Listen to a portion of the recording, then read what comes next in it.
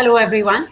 I'm Shavita Sharma Kukreja, co-managing director, Central Square Foundation, and it gives me immense pleasure to welcome you all to the education track at Charcha 2021.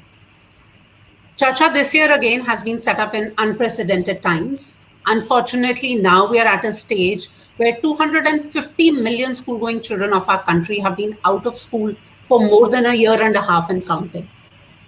And the theme that we are bringing to Charcha is Build Back Better. We've all realized that the solution to education to correct for the impact of COVID will now need to be much more than remediation or just a simple catch up program. What we will need is an integrated solution which corrects not just only for the forgotten and missed learning on the academic side, but also solves for the social, emotional, and mental well being of all our children and the school community. Our topic for our keynote as we kick off our education track is schooling and learning through and beyond COVID. And this time for our keynote, not only do we have eminent sector leaders, but I'm very excited to include the voice of our most important stakeholders, our children. My co-panelists today actually don't need any introduction. Please join me in welcoming Dr. Rukmani Banerjee, CEO, Pratham Education Foundation, and Vishal Talreja, co-founder, Dream a Dream. Thank you both for making time for us. And also joining us are four children, Madhu, Kavya, Muskan, and Mahi from Delhi, Bangalore, and UP. And we will be hearing from them the challenges they have faced, what hopes they have, and what are their expectations from school, from education and learning through these unprecedented times. With that, I'll hand over to Vishal to kick off the conversation. Thank you, Shavita. I must say good afternoon, namaste, and namaskara,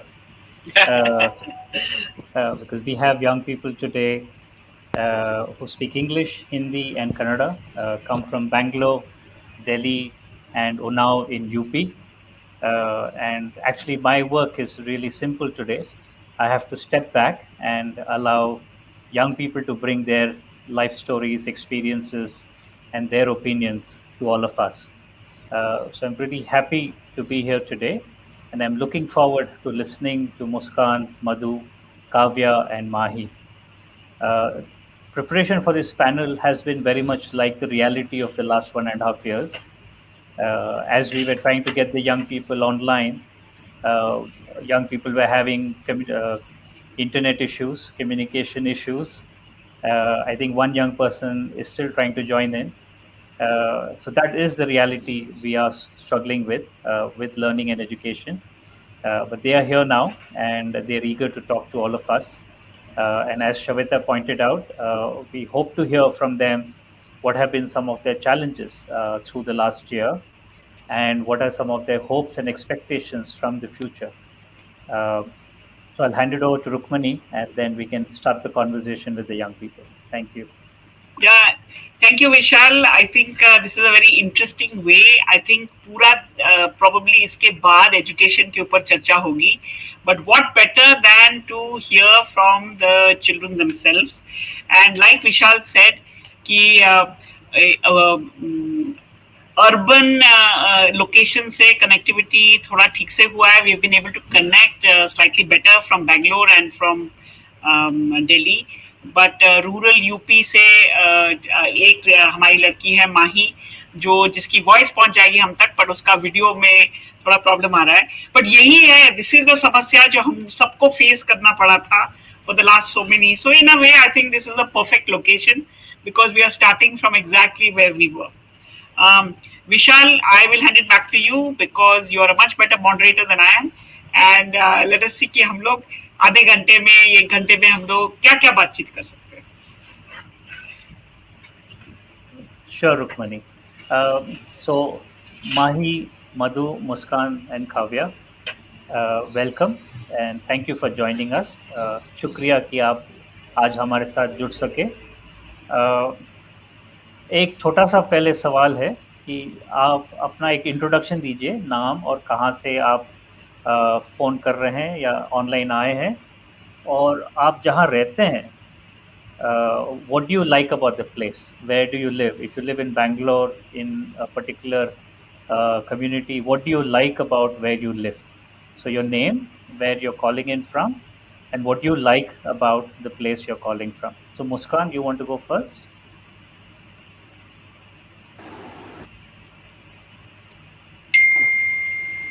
I hope you can hear me. Yes, we can hear you. All right. Hi everyone. I'm Muskan. I'm from Delhi. I'm a part of Slam Out Loud, which is an organization based in Delhi. I write poetry, I paint, and I'm currently studying in 12th grade in GD Goenka Public School. And one thing that I love about Delhi is that all we get all kinds of food here, so I can just go anywhere and just get anything to eat. Thank you, Muskan. Madhu, can you go unmute and tell us a bit about yourself and what you like about where you live? My name is Madhushree and I'm like to dancing, painting and drawing and eating. And what do you like about where you live, Madhu? I'm living in Bangalore, Batnanpura. Lovely. Thank you, Madhushree. Uh, Kavya, welcome. I'm glad to see you're back. Yes, So, sir. Kavya, just introduce yourself, what you're doing, and what do you like about where you live. Hello everyone, myself this is Kavyashri M. I'm studying in second year PUC right now. I live in Bangalore. What I love the most in Bangalore is its popular city, and Lovely. we have some freedom here, which we personally enjoy. So that's it. Thank you, Kavya. And Mahi, I hope you're online and are able to hear us. आप अपना थोड़ा एक introduction दे देंगे और कहाँ से आप phone कर रहे हैं?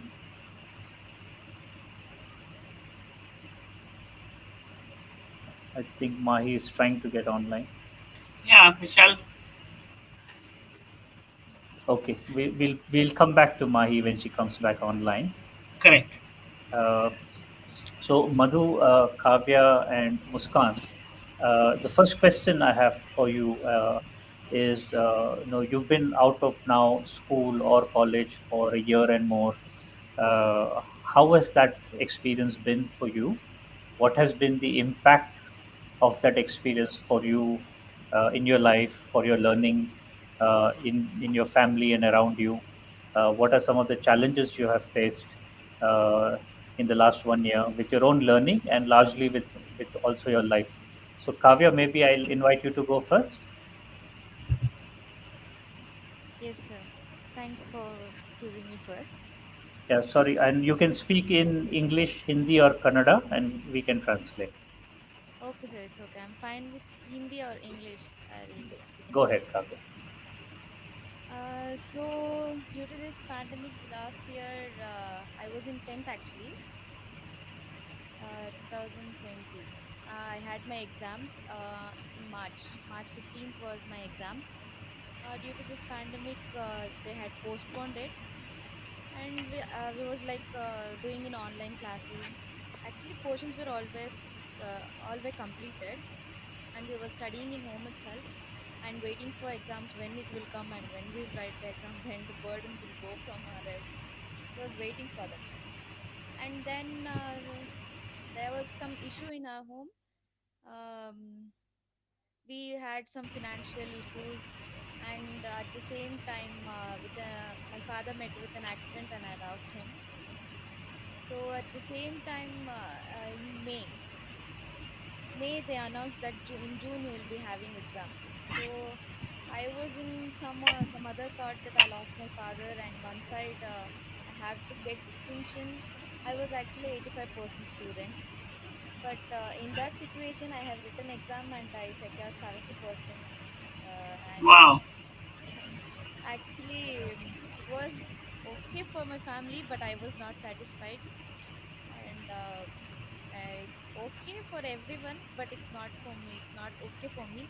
I thought at least okay in first year at least I'll come up and get at least 90%, 95% and give my family and make them proud. Uh, In first year also there was no exams for us. It was too tough to me to admit for college also. At college admission also was very tough. So I took Dream A Dream help, and they offered me scholarship. And from that scholarship itself, I have joined for first year college in SJAS near New Delhi. It was too tough going, and first year 1 month I have attended college. Other was a whole in online itself. Then now second year, first year they have passed like that only. We have done three tests, approximately three tests. Based on that, they have given percentages. That's it. That percentages also are not much. My percentage was 65, 70 itself. I couldn't get upgrade, and I couldn't learn also in that situation. Now second PU has started. Now first chapters are completed. I'm trying my level best to get more marks and get good percentage to my family and make them proud. I'm trying more. And I have taken science field. I'm going in science field because I wanted to become a doctor. That was my father's dream, that I should treat him, but I don't have the chance to do. So actually, so that I have not left that dream. I have not left. I'm continuing. I have to write NEET next year. So I'm planning for better education and better seats. Uh, Now also it's very tough for us. It's tough going. We have My mother stays in home. She is a housewife. My big sister, we are seeing matches for her, and second sister, she is actually working now. Don't know what happens. My sister is only making me to study now. I wanted to do part-time job, and go for college, but my parents are not allowing me. They say you just study, you get percentage, but I don't want to see them in burden. But once said, I'm trying to get jobs, and I'll try to do part-time job, and make my own fees, and pay my college fee, etc. So this is about myself. And because of pandemic, there is a lot of burden. Really, nothing has happened good. Everything is really bad for me in my life. Maybe for others, it was a good time in home, and they enjoyed a lot, which they couldn't enjoy before pandemic because of their busy schedules. But we had a nice gathering in home. We had nice time every time. In pandemic also we used to have nice time, but after that incident, no, in our family no one is smiling, except me. I'm the joker in home who makes everyone laugh. I'm trying myself, and trying more better to make them happy, and keep them calm. That's it about myself, sir. Thank you. Thank you, Kavya. First, let me just acknowledge I'm sorry to hear about your father. It must have been a very difficult situation for you and for your family. Uh, and I'm really glad that you're continuing with your dream for that you had told your father to become a doctor, and trying to support your family through your smile and through your studies in this difficult time. And thank you for showing the courage to share this with all of us here today. Uh, uh, Rukmani, did you want to add anything, or shall I go to Yeah, sir, Madhu? you can go to next, Madhu. That's it. No, no. I think we can maybe talk to Madhu. Yeah, sure.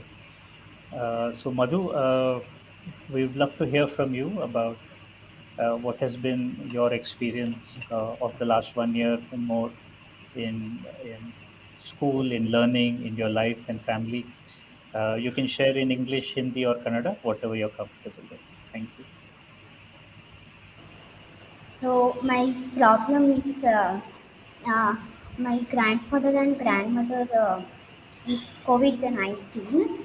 Uh, they go on hospital and come, and next day we came to my cousins, daddy, mummy, and cousins. They come, and another one problem is my my sister take the percentage is 75 in SSLC. That problems, and my daddy is cried to my sister taken the percentage. So online class will also doing, and I did not understanding. I understanding, but uh,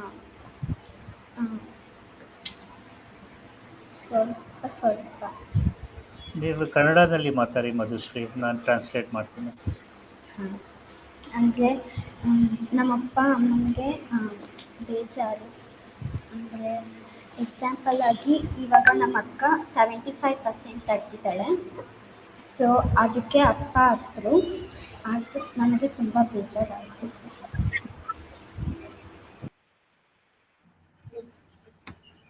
Thank you, Madhu. Madhu shared with us that her sister, who was giving a school living examination, got 75%, but her parents were not very happy with that, and her father was very sad that she didn't do well in education at this time.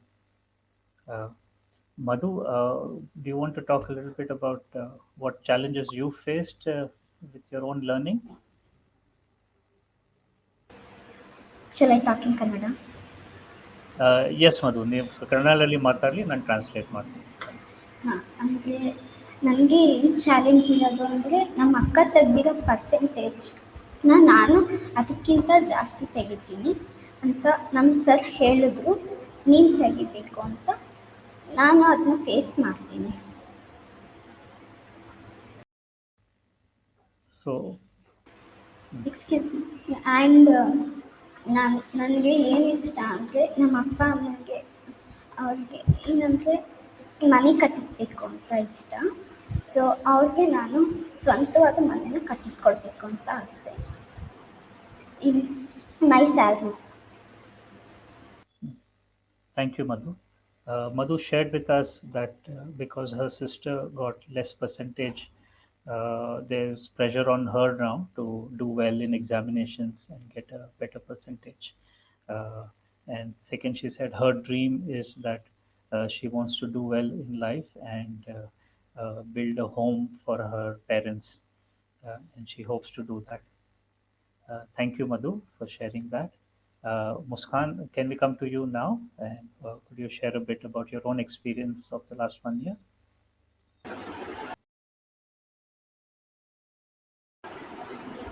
Yeah. So I appeared for my board exams when COVID was just beginning and I was in the campus. And I remember we generally used to sit on all the benches, but then on the last exam we had to leave one bench and sit. And at that time I didn't really anticipate that the situation is going to be so gruesome. But then slowly and steadily we had to be under lockdown, and then it kept getting extended, and I had to wait for my 10th grade results, and I was planning on changing my school, so I couldn't really seek admission in any other school until I had my results. So I had to wait for around 4 to 5 months, and in that period not only me but my classmates and other children had no access to learning, and we had to suffer. We did not know when we'll have our classes. We did not know when we'll have our results. Finally, when the result came, I was able to get admission in another school. But then, since then, all my classes have been, virtually, and I've not really met my teachers in person for a very long time. And I've not been able to, develop that interaction that you usually have between a student and a teacher. And I generally feel, really alienated when I'm around my classmates because all of them know each other. But I'm a new child and I have not been able to interact with them that much. So this situation has, come up with a lot of challenges, and then not only just academic challenges related with my education, but also, my father's salary was, not given, and he had to find a new job during COVID. So which was a very, very challenging situation for all of us because the economy and everything was so bad. And I think somewhere this entire isolation period has resulted, on the positive side. It has been a good thing for me as an artist. I have developed, better art skills. I've developed better writing skills because I was working on it constantly. But then I also saw, like so many children around me were out of school and they migrated to their villages, and they most of them are not even planning to come back and attend their schools. um, my mom is a tuition teacher, so she realized that the children who were able to read and write before the pandemic hit could not even recall basic alphabets. So that has been, like very, very challenging for all of us in the family. Yes.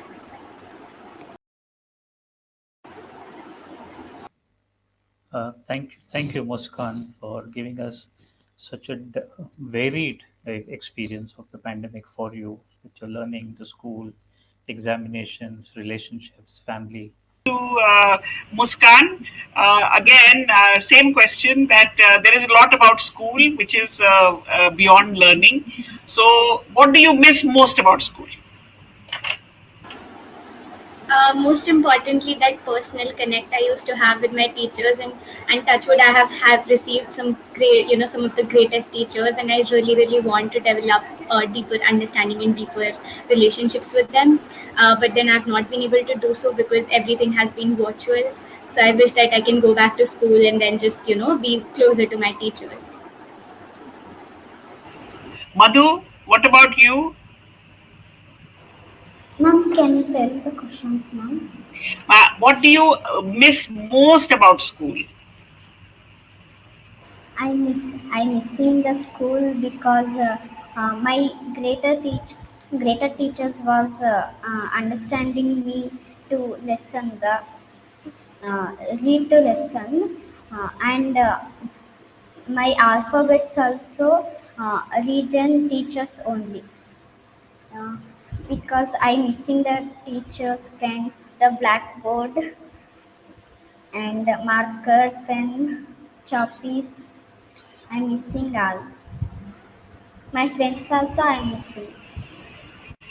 And Kavya, you have moved from school to college in this time. So, supposing somebody said that you can go back and you think about, because college life and school life can be different.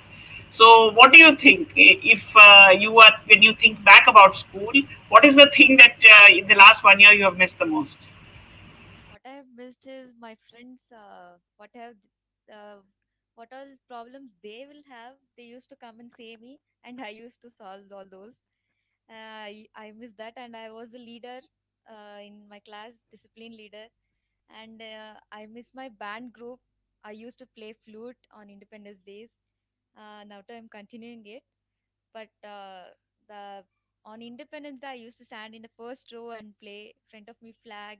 That pride and all, I miss it very much. In 10th, it was my last band. 3 years I have played band, and I miss it a lot. My teachers who used to support me a lot and who used to guide me to go in this way, that way, I miss them a lot. But now I can't have that conversation with my teachers because they are busy with their students, with their new students, so I can't disturb them. But I'm in touch with my teachers. That I'm planning for Teachers' Day to go and cut the cake with them and celebrate their Teachers' Day happily. In 10th, when my batch was there, actually, the question paper was changed. From 5 years, the pattern was same, and recently, when my batch was there, the question paper was totally changed for 10th standard. So teachers didn't allow us for any celebration. We were just studying, studying, studying for the whole year. So Teachers' Day celebration also we were not doing. Actually, in our school, every Teachers' Day used to celebrate by the 10th group because they will be the last batch of the school. So we didn't get the chance to do. So I'm requesting my principal ma'am to please allow me with my all 10th batch to celebrate Teachers' Day this year. I am asking her, but no reply from her still now. But I'm trying my best to do. So I miss all of that. Very good idea. I think this is something that we should tell everyone, that Teachers' Day should be celebrated whether school is open or not, because all students want to meet their teachers again, and also to do the kinds of things that you feel that you missed out because of the schools being closed at that point last time. Yeah, Vishal. Thank you, Rukmini. So let's change track a little bit now, and let's talk into what are your hopes, and what do you want uh, changed, or what do you want from the time when school and colleges reopen? How do you want to now go back to your school and college, and what are your hopes for it? So, Muskan, maybe I'll start with you. Yes. So one thing that I think everybody has learned during these challenging times. I remember when we used to have computer classes, very few children were aware of the skills, and I think when schools closed down and when everyone had to shift to virtual medium, even teachers were suffering to adapt to this new medium. So I think when we go back to school now, we focus on developing these necessary skills that are required. So, like being comfortable with technology and then having good communication skills, so that even when there if even when there's a crisis, students can easily adapt to it. And I think when I go back to school, I have like a lot of hopes from it. I hope that I have some opportunities to interact with my classmates, participate in opportunities, participate in inter-school competitions that I've not been able to do because of the situation. Yeah, so all that I believe that we need to start working on that. Thank you, Muskan. Rukmini, you wanted to say something? Yeah, I wanted to. No, no, you go on. I have a question, but I'll ask after this round is done. Okay, sure, sure, Rukmini. So, Kavi, I'll come to you now. I know you've had college open and close again. So, what are your hopes when college reopens? What are your expectations from college? I have expectation is to get good teaching, and I have to learn good. And after starting college, also pandemic, this COVID will be like this itself. But we have to keep take precautionaries and stay far, wear mask, and use sanitizer regularly. So if this is there, everything is good. No infections, nothing, no COVID affection, everything. So beyond this, I need cultural activities which I have not performed in my college, and all like farewells and freshers day, farewell day, like this, and wanted to continue my education good, and wanted to enjoy college life with my friends. That's it. Sir. Thank you, Kavya. Yes, college life can be very memorable when we spend time making new friends and being with them. Madhu, can I ask you to share your own hopes for going back to school?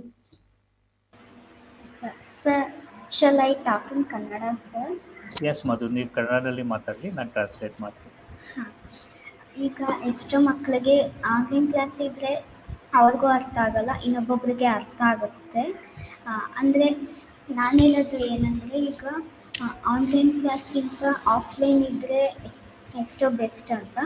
Offline ಇದ್ದರೆ ಯಾಕಂದರೆ ಅರ್ಥ ಆಗಲ್ಲ ಒಬ್ರಿಗೆ, ಇನ್ನೊಬ್ರಿಗೆ ಅರ್ಥ ಆಗುತ್ತೆ, ಆ ಥರ ಇರುತ್ತೆ. ಆಮೇಲೆ ಆಫ್ಲೈನ್ ಇದ್ದರೆ ಈಗ ಡೌಟ್ಸ್ ಎಲ್ಲ ಅಲ್ಲೇ ಕೇಳ್ಬೋದು, ಆಮೇಲೆ ಅರ್ಥ ಆಗುತ್ತೆ, ವಾಯ್ಸ್ ಕೂಡ ಜಾಸ್ತಿ ಕೇಳಿಸುತ್ತೆ.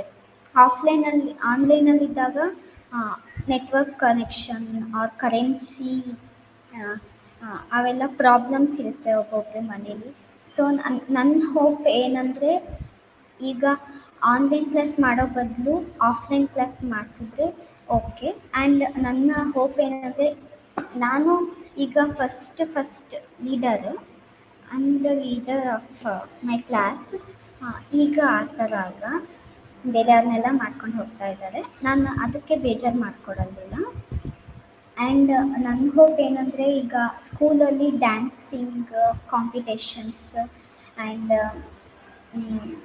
ಫುಡ್ ಪ್ರಿಪೇರಿಂಗ್ ಅಂತ ಒಂದು ಕಾಂಪಿಟೇಷನ್ ಬರುತ್ತೆ, ಅದರಲ್ಲಿ ನಾನು ವಿನ್ ಆಗಬೇಕು ಅಂತ ನನಗೆ ಆಸೆ ತುಂಬ. ಸೊ ನನ್ನ ಹೋಪ್ ಅದು. ಆಮೇಲೆ ನಾನು ಇಂಡಿಪೆಂಡೆನ್ಸ್ ಡೇ ಇದ್ದಾಗ ಫ್ಲ್ಯಾಗ್ ಹಾರಿಸ್ಬೇಕು ಅಂತ ನನ್ನ ಆಸೆ. And speeching, singing and writing, reading ಅವೆಲ್ಲ ನನಗಿಷ್ಟ. ಸೊ ನನ್ನ ಹೋಪ್ ಅಂದರೆ ನಾನು ಬೇಗ ಓದಬೇಕು ಆ್ಯಂಡ್ ನಮ್ಮ ಅಪ್ಪ ಅಮ್ಮಗೆ ಹೆಸರು ತಂದುಕೊಡ್ಬೇಕು ಅಂತ ನನ್ನ ಆಸೆ sir. Thank you, Madhu. Madhu has said a lot of things. I might not remember all of them. She said that she prefers offline classes to online classes. Some people prefer online classes, but she prefers offline classes because then if she has any doubts, she can clarify right there. She can also hear better when it is offline. And sometimes there are internet issues. Sometimes I don't have currency to buy internet.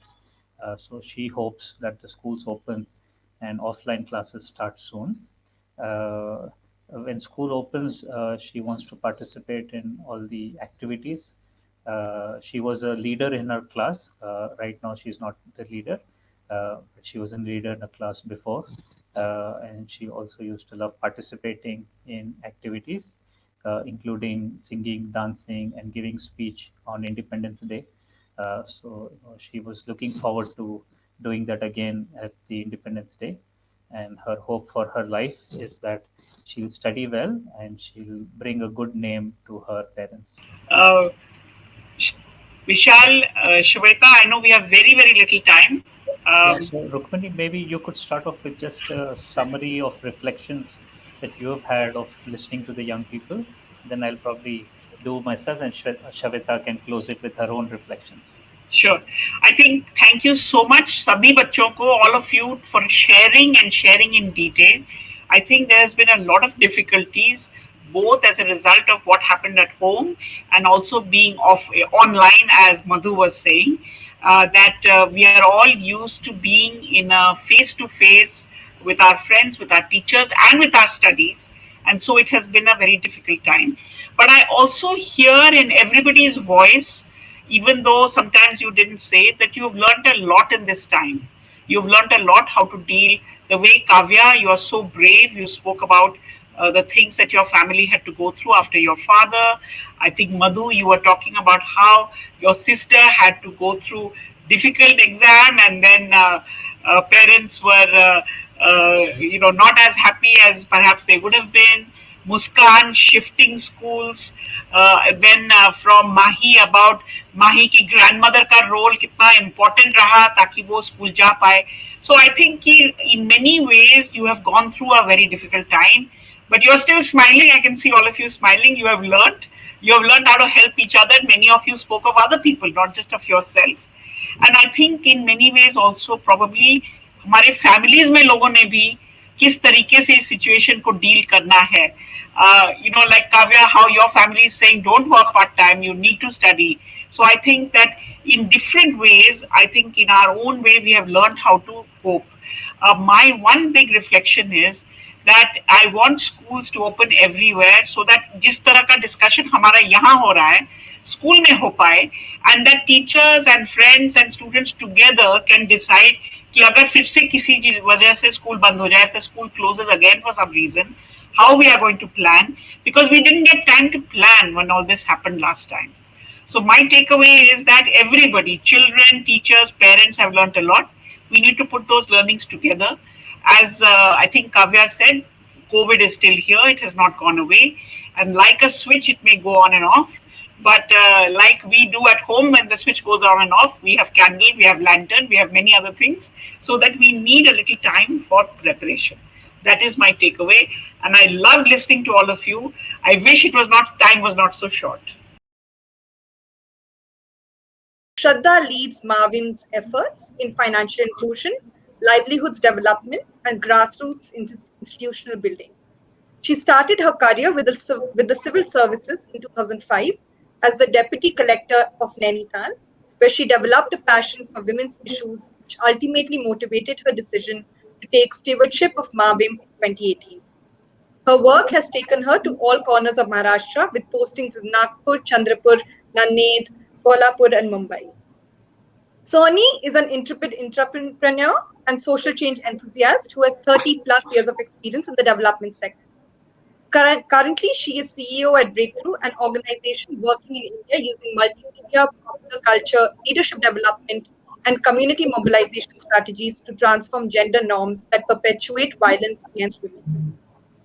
Sony serves on the board of Dastkar, Kolkata Sanved, and Akar Social Associates, and is a trustee of Read India, an organization creating community-led sustainable libraries in rural India. It is great to have the both of you, and I will now hide myself and let you take the conversation forward. Thank you so much for being here. Thank you very much, Sirat, for having us over here on this nice platform, discussing a nice topic. Yeah, thank you, Sirat, and Shraddha. Thank you so much. Lovely to be here on this with you. I think we could start a little bit with your story. How did you land up in this sector? How did you come to work with Mavim? A little bit of that, and then I can do the same. Yeah, sure, Shoini, and nice to be with you on this panel.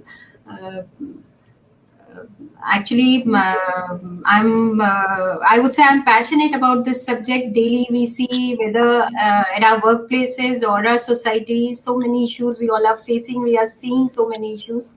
And maybe instead of talking about my journey, I would love to talk about my organization's journey. How are we doing this work and how have we initiated? So Mavim is Women Development Corporation for the state of Maharashtra, and we started with the goal of attaining women empowerment. We wanted to go towards attaining the goal of 100% women empowerment, 360-degree empowerment, and we thought we should start with economic empowerment as the first step.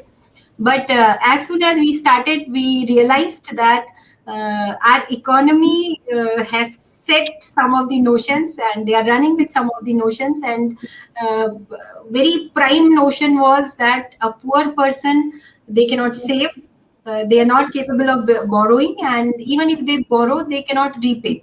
So first problem we faced was we had a combination of poor and women both. So it becomes a lethal combination, because the moment she wanted to start some income generation activity or business activity, she needed some kind of monetary help, loan, credit from the banking sector or other formal credit system.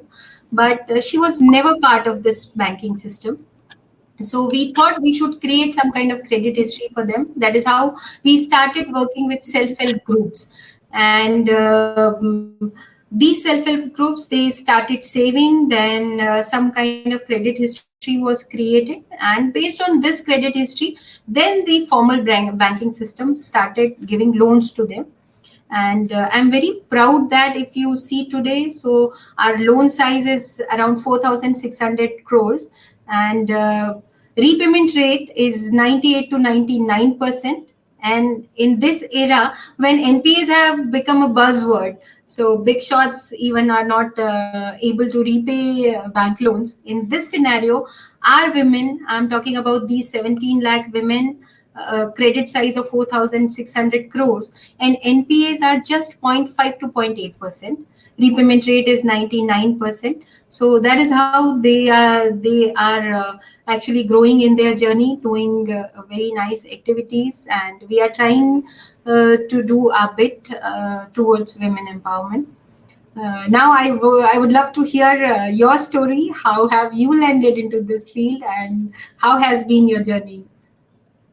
Thank you, Shraddha. That was really fabulous. And the NPA is, that's fabulous. I have a little bit of experience of working in microfinance at the early part of my journey, when we tried to kind of set up, women's groups in rural West Bengal on the same issue. One of the things that I've always experienced is that having a livelihood and having access to money doesn't always translate for women's agency, or even their ability to actually fight violence, and that's why I actually landed up in Breakthrough about 11 years ago, and I really loved the way Breakthrough actually talks about gender norm change, which is a root change, a root change in the roots of everything, so that women and girls can actually reach their full potential. One of the ways we do this is actually using a lot of media, because we believe that when issues like violence against women and girls and other kind of really serious issues are presented to people in a much more with a lot of entertainment and in a much more in a way that you can actually make them your own issues. It doesn't then feel that all of this is very far away from you and that you cannot really comment on that. So that's how Breakthrough started its journey, with music videos and campaigns on violence against women. And then, about 10 years ago, about 9 years ago, we found out that, as women kind of try to battle and combat, gender-based violence and domestic violence, it becomes very clear that women who are married very early, in their 12s and 13s and 14s, they are least to actually handle this kind of things. In fact, there is research that says that gender-based violence goes up by 40%, domestic violence goes up by 40% if you're married off as a young girl. So we thought, why not work with young girls as well as young boys, trying to actually build a gender equitable viewpoint from young age. So at the center of our work now is a gender equity curriculum called Taro Ki Toli, which builds gender equitable viewpoints, gives young girls and boys negotiation skills, gives them life skills, and teaches them to have difficult conversation on taboo subjects, not only with their peers, which is important, but also with their parents, And this happens only across rural areas. So we work across 5 states with about 500,000 adolescents, and we work across government schools as well as communities with this curriculum.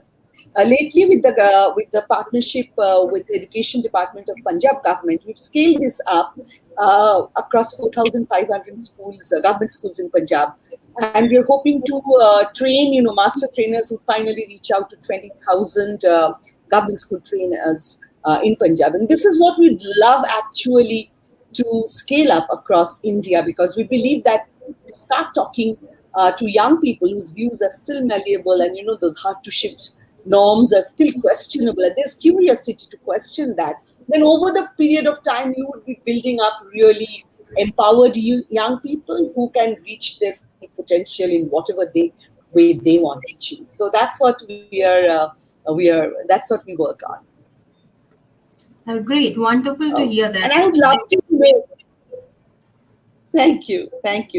I'd love to actually know a little bit about, do you in any way involve men and boys in the work that you do, Shraddha? Yes, definitely, and a very relevant question, because it is a fact that women can't fight against men. It is not a fight against one or the other. Both complement each other, and when they both work together, both work in synergies, then only this problem could be resolved. So what we do in our organization, we have created, we call it Mavim Mitra Mandal. So in our villages, we see for some good progressive men. It's a smart strategy also, you can say, because we take along progressive men, and we make a group of those progressive men. We take them along, we give them trainings also, some kind of session. I should not say training, because then it becomes a little heavy. So in a lighter way, we take them along, we teach them about the issues, we sensitize them about gender issues, and whenever we want to start some kind of action, as you spoke about domestic violence, and as we all have seen during COVID also, so many instances have increased, actually numbers have increased, either domestic violence or child abuse, such issues have increased in this period. So we take these kind of men along, we create group of those men, and then whenever we want to talk about domestic violence or the rights of women, and especially like we have worked towards property rights, equal property rights we are working for. I also feel that that is a very, very important factor. And men, they'll give everything. They will say that I'll protect you, I am there for you, and everything is there. But when it comes to property, it becomes very, very difficult. And legally, equal rights are available, but practically, they are not. So we have taken these men along, and we have worked a lot towards such issues, whether it is domestic violence or joint ownership or girl child celebration, such things, so that overall scenario, psyche of the society or perception of the society changes towards this. Do you also like you also spoke about it, so do you also take these youth men Yes, yes. We've actually worked with men and boys for a long time, and especially, even when a lot of organizations were not really talking about men and boys. So one of the campaigns that we did in 2008 was called Bell Bajao, where we asked men and boys to stand up and take action against domestic violence through a simple action like ringing the bell. And believe you me, we had huge, responses from men across the world when we did that. One of the things that we have since then done is that because we work in gender norm change, it becomes very imperative for us to engage with, nuances around the barriers, particularly violence and discrimination, which women face all the time, One of the things we've seen when we have, we worked on a project across 2 factories, with working women who work outside their homes. Now, we saw that even in the families where the women go out to work, that going out to work is not always respected. Yeah. And we believe that that is viewed with suspicion. We've often had men ask questions like, why are you taking the same auto to the work, to your workspace every day? You must be having some scene with the auto wala. And the woman is doing it because of the convenience, that kind of gives that. So 2 things. One is that safety in public spaces for women is very important. As you know, if women are going to banks or they're going to their, mitra mandals, then it becomes very difficult for them to go out if there's no safety in public spaces. This remains an alarming concern with women's mobility and all of that. And the other thing is to create a workplace environment that discourages violence against women. And again, men is important for that because, with both men and women, we can actually create those safety nets that they can fall back upon if there's any incident at the workplace. And we believe that actually, after all, it's the home where it all starts. So if you have a safe space at home, you have respect at home, you have control over your money, and people are sharing the housework that you are doing, then you are creating a conducive atmosphere at home for a woman to actually go out and start also exploring, what other things that she can do outside.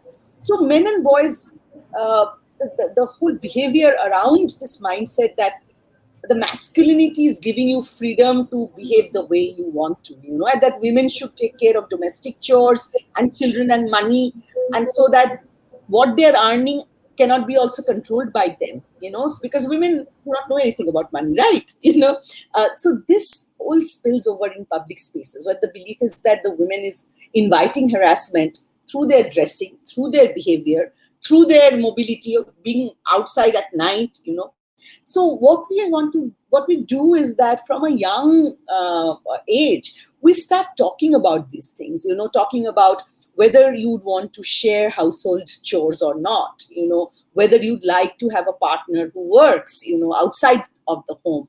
And what we've seen in our work is that boys are very willing at the end of the program to actually talk about sharing housework, and talk about how we have had boys who have stood up against sexual harassment their classmates were, facing on their way to school, or they have stood up and said, ये घर का काम है, ये मुझे भी करना है, So we are seeing those changes very slowly, but we are seeing those changes. And we believe that if we introduce this kind of things at a very early age, then we can build actually a community response, because we all know that women bear the lion's share of household chores, and young girls also, and sometimes they have to drop off school because of that. So if also during COVID, it's gotten worse because girls were at home, women were at home, children were at home.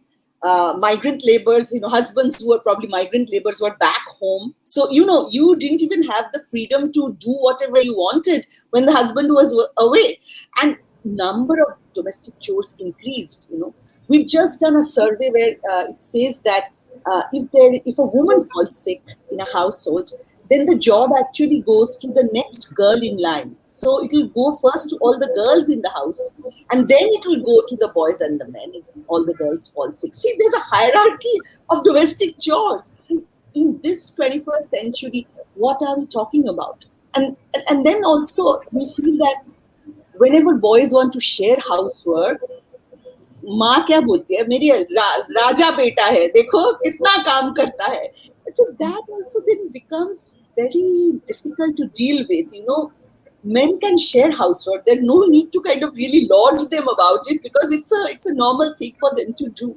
So I think all of these issues are actually very difficult to kind of traverse, but we have to kind of talk to them.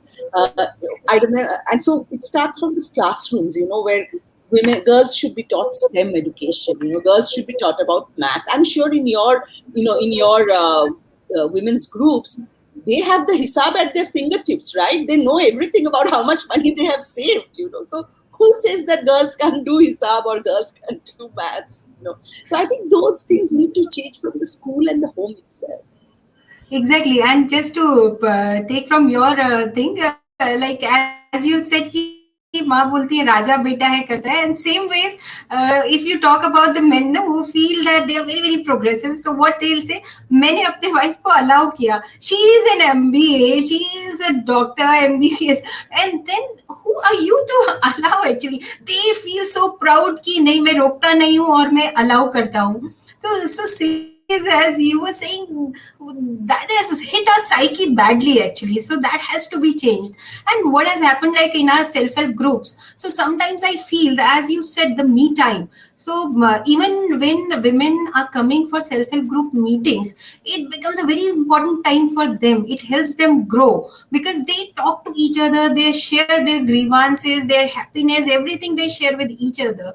And I'll just give you one example. A few days ago I was talking to our women, तो मैं उनको पूछ रही थी कि अभी आप जब से इसमें आते हैं, बचत गट के सेल्फ हेल्प ग्रुप के मीटिंग्स में आते हैं, तो क्या चेंज आपने देखा है? So one of the woman she stood and she said कि मैंने पहले जब मैं बचत गट की मीटिंग में आती थी तो पहले मैं पूछ के आती थी, अब मैं बता के आती हूँ. So this kind of change. So this is not a mere statement. There is a huge lot difference when she says that पूछ के आने से बता के आने तक का डिफरेंस जो है, it makes a huge difference. That means केवल जीना, केवल लाइफ काट नहीं रही है अभी. Now she has started living her own life. Now she is there to write her own story. She has the right of writing her own story, and now she is able to take decisions in her life, whether it is her kids' education or girl child's marriage age or these kind of things. So something she has attained. So that power, that agency in the household is very, very important. And when it comes to a woman, as I said, we have worked a lot towards equal property rights also. We don't say that transfer the rights to women. We try to give joint titling in the property papers. So when it happens, the whole scenario changes, the perception of the society towards a lady, these kind of things change. And then when we are creating such examples where we say that a woman who has not taken her own property right, she's a very good lady, or who smiles, or who's docile, or who is adjusting, we set such examples. So now it has to be changed. And sometimes it badly affects poor women actually. Somehow some people who can afford, even when they are not claiming their rights, they are setting such examples. So what we do in our organization, we say that you first ask for it, and if you don't want, then you can do anything from that property also, but start doing that so that the whole society's norm changes. So you tell something about your... Shraddha, that is really very interesting to hear. And I mean, one of the points I'd like to make here is that we have to look at all of this in a much more deeper intersectional way, in the sense that in our country, of course, caste is a huge intersection with gender, and we've seen violence against caste-based violence has not reduced. It has gone up only, and we see a lot of manifestations of that. And though there are, even after Olympics, we are seeing so much of this issue. So much of that, So that's the other. The other issue is, women, trans women, or even when you're talking about LGBTQI, both men, women, and other genders.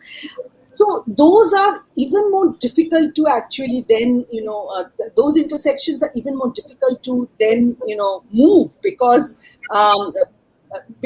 while, I was hearing the session just before our session, and they're talking about the law has changed. The law has changed, but the norm has not, the behavior has not. And so there is an opportunity here to include other people, other genders, into this whole conversation. And one of the questions that I often ask is that, and I often ask this of the people who work at the very, our community developers who really work with the community, is that, how do we then deal with these things in the villages? Because even in urban settings, it's very difficult to deal with. How do we deal with these kind of things in the urban areas? So all of these intersections have to be kept in mind when norm change is happening. So are we changing norms about, about boys and girls, all boys and all girls, all women and all men, or are we just kind of keeping ourselves to the binary? Because this is 2021, you can no longer talk about binaries in that, you have to open it up to the whole thing. So those are also difficult issues to deal with when you're trying to work within that norm change thing. But as you say, as I also, I was just talking in a panel a couple of weeks ago, and I said this whole thing about girls and women, and maybe all girls and women are like Paraya Dhan. This is something that has to actually change, and it's still there in people's mind. So all our education system, everything is actually, and especially in rural areas too, and in many urban areas also, it's connected to marriage. So everything that you do in your life as a young girl, is connected to, you will get married, and then that will be the be all and end all of all your dreams and ambitions and everything. How do you deal with this? How do you really traverse that? Because your higher education is connected to marriage. Your being good in studies is being connected to marriage. So I think there is a point where you have to start breaking these, and then probably we will get some more ideas and some more ways of looking forward.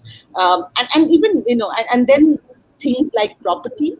Like women are saying, इसके अपनी property अपने brother को दे दिया, very nice, so she's giving it away. Why should she give it away? She's doing it under coercion, So I think we have to really break these few things. We have to make schools much more gender oriented. We have to make education much more gender oriented. We have to stop relating everything to marriage, and also things like information about financial literacy. Why can't we start at the school level? Why can't girls have information on career opportunities and financial opportunities, entrepreneurial opportunities from a school level? All of these, the RCIs and things that the government is running, for women. I believe there are many of these vocational training centers being set up only for women. Why can't we also look at things for women to do, which is not bunai, silai, papad and achar, So we have to look at all of those things. So that's where I'll stop. And if there's anything that you want to kind of, wrap Yeah, up. just to add to this, we also do, we are doing, as you said, so we are doing two kinds of things. Like one is the traditional sector where women are working, and one is the non-traditional sector. They also we are working very hard. Like we'll be initiating one petrol pump which will be run by women only. Then two-wheeler service center or electrician or these kind of professions where we don't feel that women are able to do so.